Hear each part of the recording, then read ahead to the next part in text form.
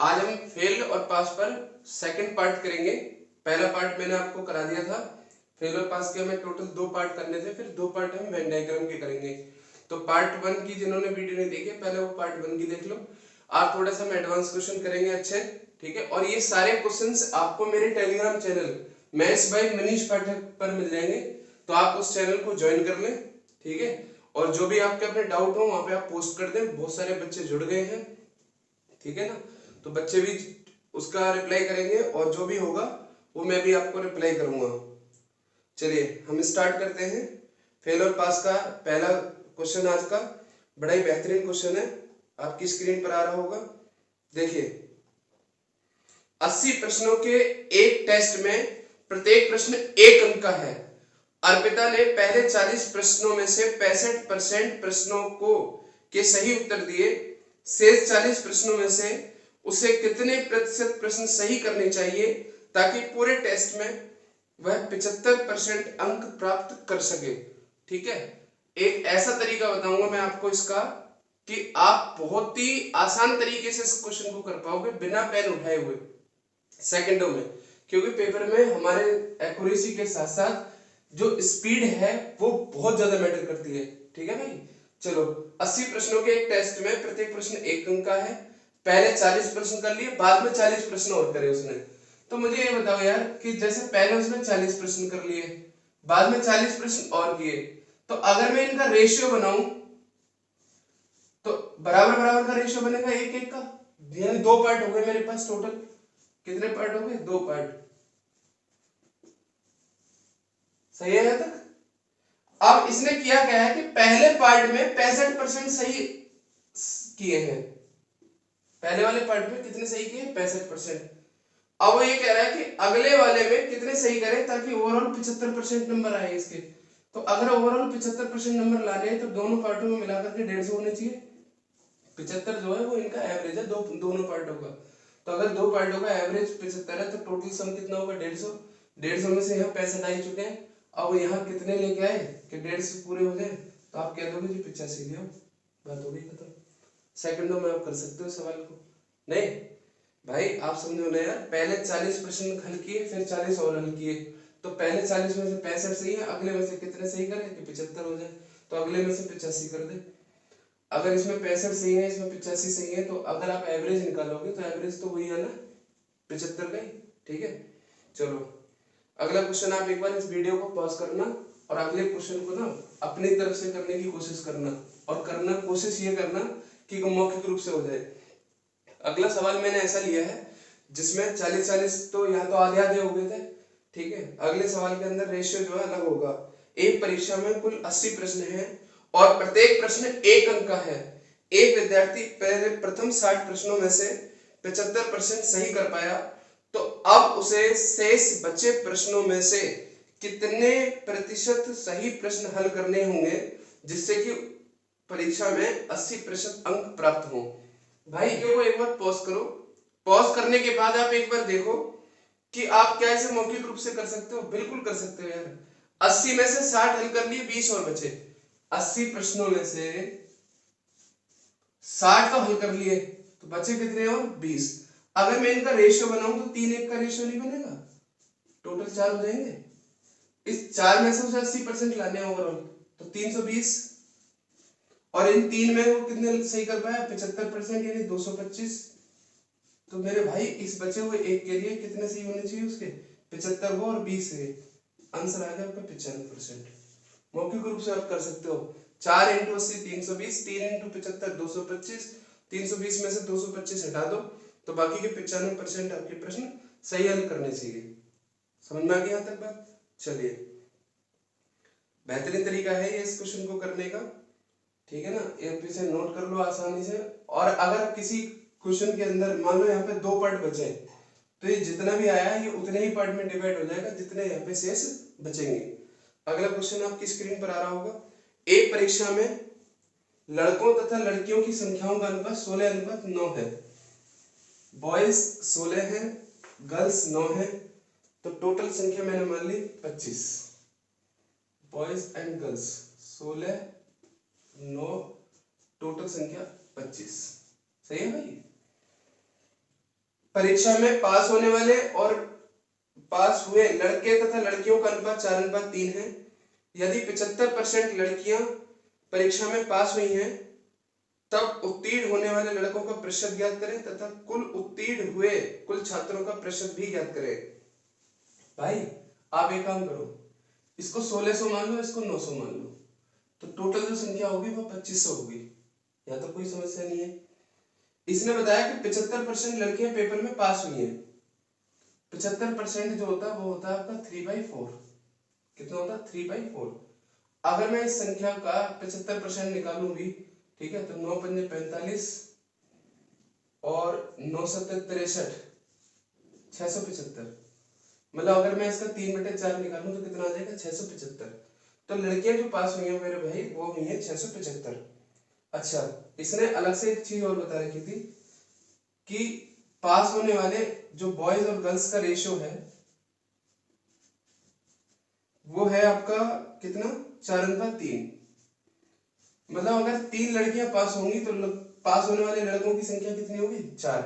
इस 3 की वैल्यू सवाल में आपने निकाल ली 675। ये इसका 225 गुना है। अगर मैं इसको 225 गुना कर दूं तो ये यहाँ आ जाएगा 900। यानी पास होने वाले लड़कों की संख्या कितनी होगी? 900। अब इसने सवाल में पूछा क्या वो देखो। इसने पूछा कि उत्तीर्ण हुए लड़कों का परसेंटेज बताओ तथा कुल उत्तीर्ण हुए छात्रों का परसेंटेज भी बताओ।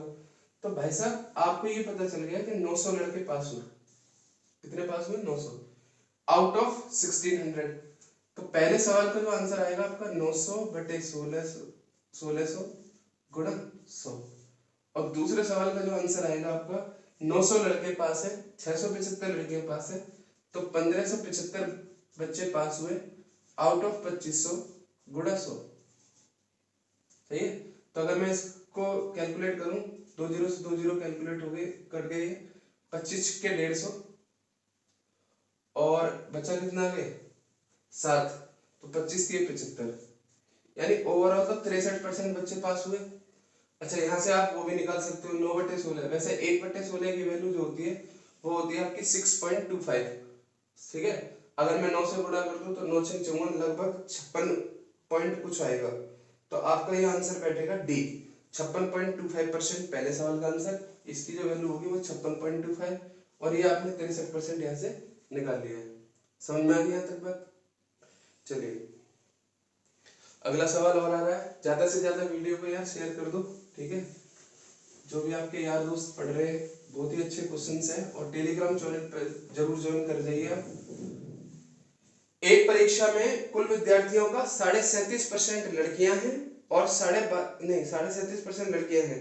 यदि 62.5% लड़कियां और 75% लड़के परीक्षा में पास करते हैं, यदि 342 लड़कियां परीक्षा में फेल हुई हों तो कितने लड़के परीक्षा में फेल हुए ज्ञात करें। भाई 37.5% की जो वैल्यू होती है वो होती है 3/8। कितनी होती है? 3/8। ये मैं इसकी एक अलग से क्लास लेकर के पूरा बताऊंगा आपको कि परसेंटेज से फ्रैक्शन और फ्रैक्शन से परसेंटेज हम किस तरीके से बनाते हैं। ठीक है, पूरी प्रॉपर एक क्लास होगी इस पर। फिलहाल के लिए आप इसे कैसे भी सॉल्व कर लो, जैसे 37 दूनी 74, 75 बटे 200 करके कर लो। चलो, अगर टोटल विद्यार्थी 8 है तो उनमें से लड़कियां कितनी है? 3। तो बॉयज कितने होंगे? 5 और गर्ल्स हो गई आपकी 3। अब टोटल विद्यार्थी हो गए 8। यहां तक किसी को कोई समस्या? ये तो नॉर्मल सी बात है भाई। 37.5% 3/8 है, तो मैंने अगर टोटल विद्यार्थी 8 माने तो 8 में से 3 लड़कियां हैं, 5 लड़के हो गए।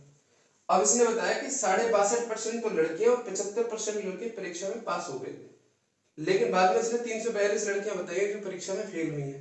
तो यार मुझे पास वालों से ना कोई ज्यादा लेना देना नहीं है। लड़कियां जो पास हुई है वो कितनी हुई है? 62.5%। तो लड़कियां फेल कितनी हुई होंगी? 37.5%। अरे समझ में आई बात है? अगर 62.5% लड़कियां इस परीक्षा में पास हुई हैं तो 37.5% लड़कियां फेल भी हुई होंगी। अब मुझे इस वैल्यू का 37.5% निकालना है। 37.5% आपको पता ही ऊपर 3/8 होता है। भाई अगर मैं इसका 3/8 निकालूं तो बहुत ज्यादा कैलकुलेट होगा, कैलकुलेशन बढ़ जाएगी। अगर मैं इसको 500 और इसको 300 मानूं तब भी कोई ज्यादा फायदा नहीं होना। तो मुझे एक ऐसी संख्या माननी है जो 8 से कट जाए। तो मैंने क्या किया, इसको मान लिया 40। अगर इसको 40 मानना है तो इसको 24 माना और टोटल मान लिया 64। इसमें कोई समस्या थोड़ी है। अगर मैं इसे 40 कर दूं, इसे 24 कर दूं, 64 कर दूं, रेशियो तो वही है। मगर मैंने ऐसा किया क्यों, पता है क्यों? क्योंकि मुझे इसका 3/8 निकालना है। मतलब यहाँ पर मेरा 8 का मल्टीपल होना चाहिए। तो मैंने पहले से 8 की मल्टीप्लाई कर दी। अब आप ये देखो कि अगर हम इसका 3/8 निकालें तो कितना हो जाएगा, 9। सही है। अब इसने ये भी कहा था कि 75% लड़के इस परीक्षा में पास हुए। लड़के अगर 75% पास हैं तो फेल कितने होंगे, 25% फेल होंगे। तो अगर मैं इसका 1/4 निकालूं, 25% 1/4 ही तो होता है 10। मतलब कहने का ये है भाई कि 40 लड़कों में से 10 लड़के फेल हुए, 24 लड़कियों में से 9 लड़कियां फेल हुई। लेकिन इसने बताया है सवाल में कि 342 लड़कियां फेल है। इस 9 की वैल्यू सवाल में दी हुई है 342। 9 3 27, बचे कितने, 8, 9 8 72। अगर हम इसको 38 गुना कर दें तो 380। यही सवाल का आंसर है। बात हो गई खत्म। तो थोड़ा सा आपको दिमाग लॉजिकली ये लगाना है। ये तो मेरा रफ पोर्शन है, मैं इसको हटा देता हूँ, ठीक है।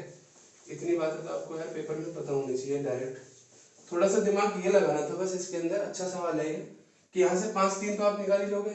लेकिन अगर मैं इसको यहाँ पे 500 और इसको 300 मान लूं, देखो 500 और 300 हम तब मानते हैं जब हमारे परसेंटेज जो है बहुत ही सिंपल सिंपल चल रहे हो, ठीक है। जैसे 10%, 20%, 30%, 25%। लेकिन जब परसेंटेज भी डेसिमल में हो, ठीक है, तो हमें थोड़ा सा सोच समझ के मानना होती है बात। समझ में आ रही है बात? जैसे अगर मैंने यहाँ पे लिख दिया 400 और इधर लिख दिया 300। अगर कोई आपसे अब ये कहे कि जी इसका 10% या इसका 90% या इसका 80%, तो इसे आप आसानी से कैलकुलेट कर सकते हो। लेकिन अगर वो कहे आपसे इसका 62.5%, तो पॉइंटों में आएगा। तो इसलिए आपको कैलकुलेशंस को बहुत ध्यान से रख के चलना है। आपको पता है कि मुझे इसका 3/8 निकालना है, यानी यहाँ पे 8 का मल्टीपल होना चाहिए। और 8 के मल्टीपल के लिए मैंने पहले से ही 8 की इसमें क्या कर दी, मल्टीप्लाई कर दी। समझ में आ गया तक बात? बड़ा बेहतरीन क्वेश्चन था। चलिए अगले क्वेश्चन पे चलते हैं। आपकी स्क्रीन पर आ गया होगा क्वेश्चन। हाँ, ये पेपर में आया हुआ, सीजीएल मेंस में क्वेश्चन आया हुआ था 2012 में। इसके बाद कई सारे स्टेट लेवल के एग्जामों में ये सेम टू सेम कॉपी हुआ क्वेश्चन, ठीक है भाई। बड़ा अच्छा क्वेश्चन है, थोड़ी सी लैंग्वेज टेस्ट है इसमें। एक परीक्षा में कुल 5 प्रश्न पूछे गए। 5% छात्रों ने सभी प्रश्नों के उत्तर दिए। चलो मैं इसके लिए पूरी सीरीज बना देता हूँ। जो 5% स्टूडेंट है उनने सभी का आंसर दिया। हालांकि इसका कोई मतलब नहीं है ये नीचे वाली लाइन का इस सवाल में, ठीक है। और 5% ने किसी भी प्रश्न का उत्तर नहीं दिया। 5% नन। अब यार देखो 10% स्टूडेंट तो इन्वॉल्व हो गए, 90% शेष बचे। शेष कितने बचे हैं, 90% शेष। इसने आगे कहा कि जो शेष छात्र हैं उनमें से 25%, तो यार शेष का 25% यानी इसका 90 का 25% कितना होगा, 22.5। इन्होंने केवल एक प्रश्न का उत्तर दिया, केवल एक प्रश्न, एक क्वेश्चन लिख दो यहाँ पे। और शेष छात्रों में से 20% ने केवल 4 के, तो इसका 20% अगर निकालोगे आप तो 18%। इसने दिए 4 के, 4 क्वेश्चन सॉल्व किए। अच्छा आगे लैंग्वेज, कुल छात्रों का 24.5%। तो कुल छात्र तो आप 100 मान के चल रहे हो ना, तो 100 का टोटल आपने 100 माने हुए हैं, तो 100 का 24.5% कितना होगा, 24.5 ही होगा। इन्होंने कितने का उत्तर दिया, इन्होंने दिए 2 क्वेश्चनों के उत्तर। तो अब आप मुझे ये बताओ, अगर मैं इसे कैलकुलेट करके देखूं तो 5 और 5 10, ठीक है। 22.5, इसका 0.5 हटा करके इसको 25 कर लो, तो 22 और 18 40, 40 और 10 50, 50 और 25 75। 75% स्टूडेंट अब तक इन्वॉल्व हो चुके हैं। तो शेष कितने बचे होंगे यार, शेष बचे होंगे 25%। शेष बचे होंगे 25%। और शेष जो बचे हैं क्वेश्चन के अकॉर्डिंग वो बचे हैं 200। तो अगर 25% का मान 200 है तो 1% का मान 8 होगा और टोटल विद्यार्थी कितने होंगे 800। यही सवाल का आंसर है, ठीक है ना। अब आप एक बार और समझो इस सवाल को। देखो इस सवाल के अंदर थोड़ी सी लैंग्वेज यहाँ पे ट्विस्ट करती है कि ये जो दो दे रखे हैं इसने शेष में से दे रखे हैं, ये 24.5 उसने टोटल का दे रखा है। अगर मैं स्टार्टिंग से ही टोटल 100 विद्यार्थी लेकर के चलूं कि 100 विद्यार्थी थे तो 100 में से 5 ने सबके उत्तर दिए, 5 ने किसी का उत्तर नहीं दिया, तो मेरे 10% विद्यार्थी तो इन्वॉल्व हो गए। बाकी बचे कितने 90। 90 में से 25% यानी शेष का ही तो कहा है, ये 25% और ये 20% ये शेष के हैं दोनों, सही है भाई। तो अगर मैं इसको निकालूं तो 22.5 और 18, और ये जो 24.5 दिया हुआ है सवाल में ये टोटल का ही दिया हुआ है, आप चाहे एक बार लैंग्वेज पढ़ के देख लो। तो अगर मैं इनको कैलकुलेट कर लूं, इसकी तो कोई इसमें भूमिका ही नहीं है, इसे तो लिखो या मत लिखो कोई फर्क नहीं पड़ रहा, बस इतना ही है।